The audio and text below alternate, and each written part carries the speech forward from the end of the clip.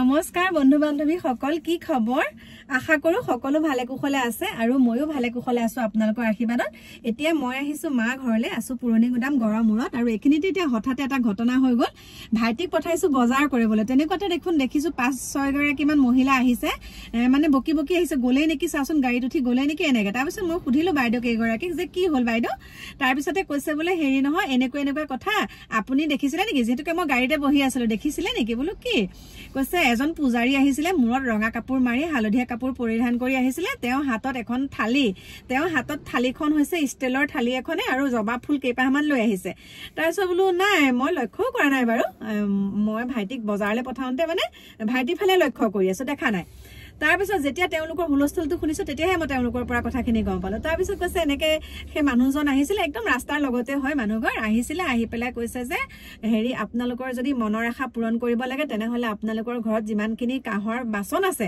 আপোনালোকে মোৰ মুখৰ আগতে উলিয়াই দিয়ক আৰু আপোনালোকো ইয়াতে বহি থাকক তাৰ পিছত তেওঁলোক মহিলা মানুহ বহি আছে আৰু এটা মতা মানুহ কেজনো নাই বোলে ধান কাটিবলৈ গ'ল তাৰ পিছতে মহিলা কেগৰাকী বহিলে দুগৰাকী বহাৰ পিছত কৈছে আপোনালোকে কাহৰ কাঁহীখন মেলি দিয়ক আৰু আপোনালোকে 5 মিনিট চকুমুদি থাকিব যেতিয়া মই মেলিবলৈ কম তেতিয়াহে মেলিব কাৰণ প্ৰত্যেক মানে জবা ফুল কেইপাহ কি কৰিব কাহৰ কাঁহীখনত বোলে এনেকে প্ৰত্যেকখন কাহৰ কাঁহীতে উল্টিয়াই দিব লগাই দিব আৰু তেতিয়া মনৰ আশা পূৰণ হ'ব আপোনালোকৰ মনৰ আশাখিনি আপোনালোকে চকুমুদি আপোনালোকে প্ৰকাশ কৰি থাকিব মানে মনৰ ভিতৰতে তেওঁলোকে হুলা ভাই মুলা কৰি থাকিলে কৰাৰ পিছতে বোলে আৰু ইমান সময় হল চকুকিটা কিয় মেলিবলৈ দিয়া নাই বুলি কৈ চাইছে মানুহজন গাড়ীত উঠি উঠাও হ'ল তাৰ পিছত মোক যেতিয়া সুধিছে বোলো নাই নহয় আপোনালোকেনো বাৰু এইবিলাক বিশ্বাস কৰে নে কৈছে হেৰি নহয় আমাক একে যেনেকেহে কৈছে বোলো আপোনালোকে শুনক আপোনালোকৰ গাতে ভুল হয়নে এতিয়া যুগত বাৰু তেনেকে মনৰ আশা পূৰণ কৰা বস্তু আছেনে বাৰু কওকচোন মনটো আছেনে বাৰু আৰু কি হ'ল তেওঁলোকে সেইটো কথা কলে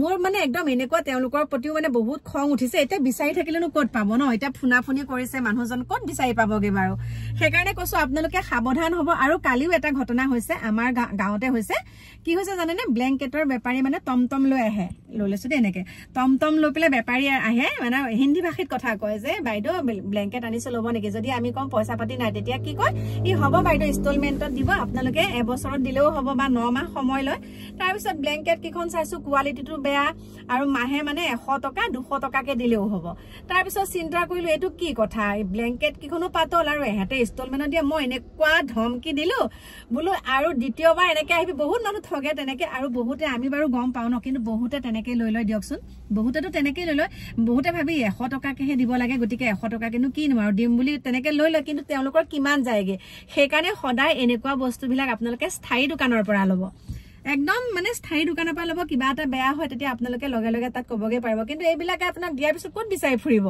আৰু আপোনাৰ পৰা মাহে যেতিয়া পইচাটো নিব তেওঁলোকে মাহে 100 টকা বুলি কৈছে নহয় কিন্তু আপোনাৰ ব্লেংকেটখনত কমেও 1000 টকা বেছিকে যায়গৈ একেবাৰে পাতল হয় সেইবিলাক একদম নলব আপোনালোকে আৰু মোৰ প্ৰিয় বন্ধু বান্ধৱী সকল আপোনালোকলে অকনমান আগত এটা যে ভিডিঅ' আগবঢ়াইছিলো এতিয়া মই হঠাতে আৰু এটা ভিডিঅ' মুলে শ্বেয়াৰ কৰিছে মই পাইছো বৈকুণ্ঠ প্ৰিন্সক সকলোৱে জানে তেওঁ ইমান সুন্দৰ তেওঁৰ যিখিনি মনৰ ভাৱ তেওঁ প্ৰকাশ কৰিছে একদম মূৰ খতি একে একদম মূৰ খতি মানে একদম একে যোনটো চিচিটিভিৰ ফুটেজ যোন ভাগ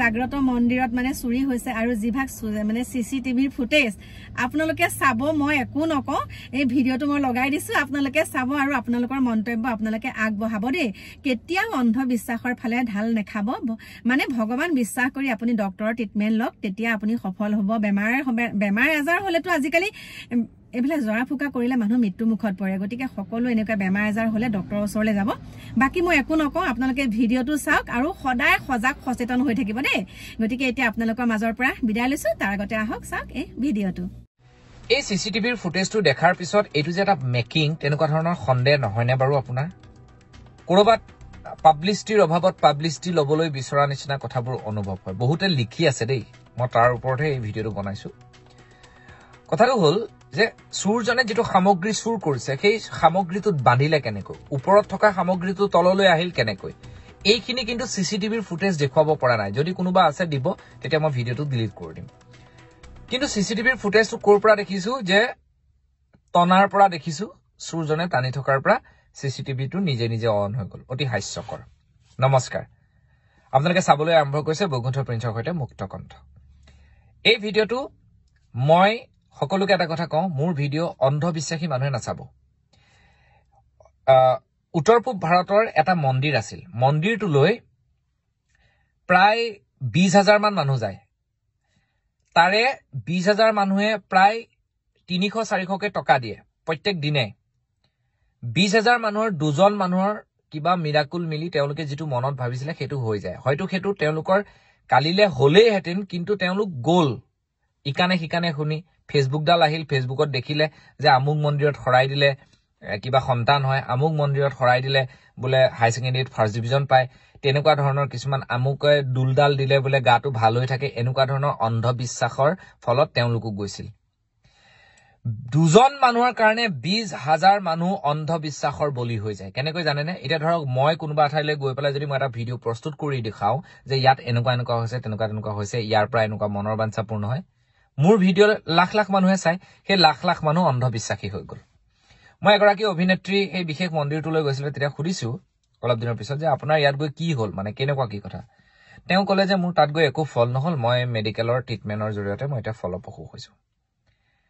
তেনেকে বহুত মানুহ যেতিয়া দেখো যোৱা সুধো, 10,000 মানুহৰ ভিতৰত 2জন মানুহৰ কেতিয়াবা কিবা এটা তাত মিলি যায়। সেইটোকে লৈ এছামে হৈ চৈ লগাই, আৰু ইমান এছাম মূৰ্খ মানুহ অজ্ঞানী মানুহ আছে পৃথিৱীত, আমুকৰ ফটোখন শ্বেয়াৰ কৰি দিয়া মনৰ বাঞ্ছা পূৰ্ণ হ'ব। হাই কপাল, ক'ত জীয়াই আছো? ধৰ্ম লাগিব, আমি হিন্দু, আমাৰ হিন্দু সভ্যতা সংস্কৃতি জীয়াই ৰাখিব লাগিব। কোনোবাই শাক্ত পন্থা লৈছে, কোনোবাই বৈষ্ণৱ পন্থা লৈছে, কিন্তু আমি প্ৰত্যেকজনেই হিন্দু। আৰু কিছু কিছু বেলেগ বেলেগ জাতীয় জনগোষ্ঠীয় মানুহ আছে, আমি তেখেতসকলকো সন্মান দিয়াটো আমাৰ অধিকাৰ, আমাৰ কৰ্তব্য। আমি ভাবো সকলোকে সন্মান দিব লাগে, বেয়াখিনিক সন্মান দিব লাগে, ভালখিনিক সন্মান দিব লাগে। কিন্তু এখন ফটো শ্বেয়াৰ কৰাৰ লগে লগে ৰাতিপুৱা হোৱাটছআপটো খুলিব নোৱাৰি, মোৰ মনোকামনা পূৰ্ণ কৰিবা বুলি হোৱাটছআপত ষ্টেটাছ লগাই থাকে। নীলাজ, লাজ পাব লাগে। ভগৱান স্বাৰ্থপৰ নহয়, আপোনালোক স্বাৰ্থপৰ। কোনো ভগৱানে 500 টকা শৰাই বিনিময়ত বিচৰা নাই, কোনো শাস্ত্ৰত নাই, কোনো ধৰণৰ ইতিহাস নাই। এই অন্ধবিশ্বাসবিলাক যে আমুকত গ'লে আমুকটো মনোবাঞ্ছা পূৰ্ণ হ'ব, তামুকত গ'লে তামুক মনোবাঞ্ছা পূৰ্ণ হ'ব, আমুকটো শেষ কৰি দিয়া যাক মনোবাঞ্ছা পূৰ্ণ হ'ব, এইবিলাকত গৈ গৈ ডাইনী সন্দেহত বহুত মানুহক এই পৃথিৱীৰ পৰা বিভিন্ন অত্যাচাৰ কৰি খেদাই দিয়া হৈছিল। আৰু তাক প্ৰতিবাদ কৰি অন্ধবিশ্বাস দূৰ কৰিবৰ কাৰণে বিভিন্ন ধৰণৰ সাহিত্যিকেই হওক বা বিভিন্ন ধৰণৰ বিশিষ্ট বিৰুবালা বাইদেউহঁতে ইয়াৰ ওপৰত বিভিন্ন ধৰণে চেষ্টা চলাইছিল। এতিয়া যি দেখিছো যে এই মন্দিৰ ভাগক লৈও মানুহ ইমান অন্ধবিশ্বাসী হৈ গৈছে। মন্দিৰ ভাগলৈ যাওক, তাত আপোনালোকে সেৱা শুশ্ৰূষা কৰক, কিন্তু আপোনালোকে এই অন্ধবিশ্বাসটো সমাজত নিবিয়া পাব। ইয়াত গ'লে মনোবাঞ্ছা পূৰ্ণ হয়, ইয়াত পইচা দিলে আমুক হয়। মানুহবোৰে ৰৈ থাকে নহয়, অজ্ঞানী মানুহক কেনেকে বুজাব? আপুনি মনৰ বাঞ্ছা পূৰ্ণ হ'বৰ কাৰণে আপুনি কৰ্ম কৰিব লাগিব। আপোনাৰ যদি গাত মানে তেজ কম আছে, আপুনি সেই তেজ কমটো আপুনি তাৰ খাদ্য খাব লাগিব। আপুনি ভগৱানক মোক তেজ দি দিয়া বুলি ক'লে ভগৱানে তেজ দি নিদিয়ে। ভগৱানে কৈছে সত্য প্ৰতিষ্ঠা কৰা। ভগৱানৰ যিমান আদৰ্শ আছে, ভগৱানৰ যিমান ইতিবৃত্তি যিমানবোৰ লিখিছে বা পঢ়িছে বা ইতিহাস আছে, চবতে লিখা আছে সত্য প্ৰতিষ্ঠা কৰা, অন্ধবিশ্বাস দূৰ কৰা, সত্যই মানুহৰ ধৰ্ম, নথকাজনক সহায় কৰা। ইমান আমি অন্ধবিশ্বাসী হৈ গলো যে 500 টকা শৰাই এখন দি দিলে আমি ভগৱানৰ মনোবাঞ্ছা পূৰ্ণ কৰিব। আমি ইমান অন্ধবিশ্বাসী হৈ গলো, ডিজিটেল ভাৱে কোনোবা এটা মন্দিৰত পূজা কৰিলে মনত ইয়াত ভাবি দিলে তাত হৈ যায়। বাহ বাহ, এইটো কেতিয়াও হ'ব নোৱাৰে।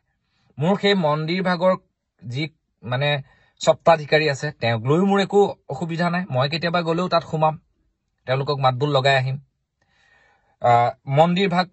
মন্দিৰ এভাগ সাজিছে, তাক লৈও মোৰ প্ৰব্লেম নাই। মন্দিৰ ঘৰে ঘৰে হওক, নামঘৰ ঘৰে ঘৰে হওক, গুৰুজনাৰ আদৰ্শও প্ৰচাৰ হওক, মই সদায় ছাপোৰ্ট কৰো।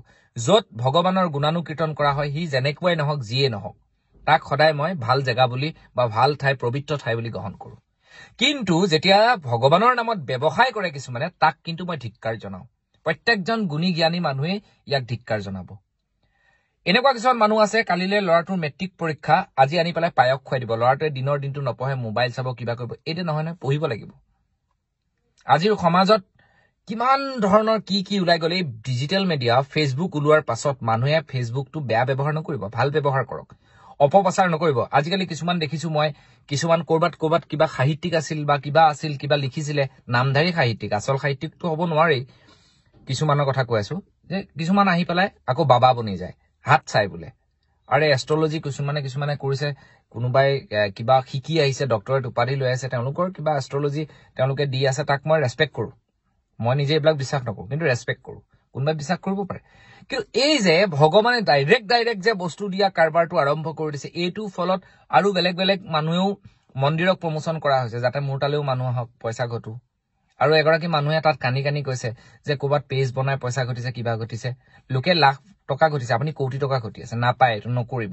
এইবোৰৰ কিন্তু পাপ, এইবোৰ যে পাপ আপুনি ভাবিব নোৱাৰে। আপোনাৰ এতিয়া পাৱাৰফুল মানুহ, আপুনি এতিয়া ধৰক মোৰ ঘৰত চুৰ হ'ল 5 লাখ টকা আজি 2 বছৰৰ আগত, মোৰ ঘৰৰ ওচৰত চুৰ হ'ল, মোৰ ইফালৰ গাঁওখনত চুৰ হ'ল, একেদিনাই দিনত চুৰ কৰিছে, আৰক্ষীয়ে বস্তু উলিয়াব নোৱাৰিলে। কিন্তু আপোনালোক পাৱাৰফুল মানুহ, আপোনালোকৰ কাৰণে একদম লগে লগে ফোৰ্চ লাগি গ'ল, উদ্ধাৰ হৈ গ'ল। আৰু এটা কথা যে ইমান জাগ্ৰত, ইমানেই যদি জাগ্ৰত, ভগৱানৰ তাত হাত লগাব পাৰিলে কেনেকে? মই ভাবো শংখধ্বনি বাজি উঠিব লাগিছিলে তাত, যদি ইমানেই জাগ্ৰত হয়। বজাৰৰ পৰা কিনি আনি পেলাই স্থাপন কৰি মানুহক বিপথে পৰিচালিত নকৰিব। ভাল বাৰ্তা দিয়ক, সমাজ সংস্কাৰক কৰক। 1 টকা 2 টকা কোনোবাই মনৰ আপাহত দিছে, বেলেগ কথা। কিন্তু এই নিৰ্ধাৰিত 500 টকা 1000 টকা, মই যিসকল বাবা ভক্ত আছে তেখেতসকলক সদায় শ্ৰদ্ধা কৰো, বাবাকো মই সদায় মানো, কিন্তু এইটো নহয় যে আমি ইয়াক ব্যৱসায়লৈ পৰিণত কৰিম, নকৰিব। আমাৰ ধৰ্মীয় যিটো ৰীতি নীতি পৰম্পৰাক শেষ কৰি নেপেলাব।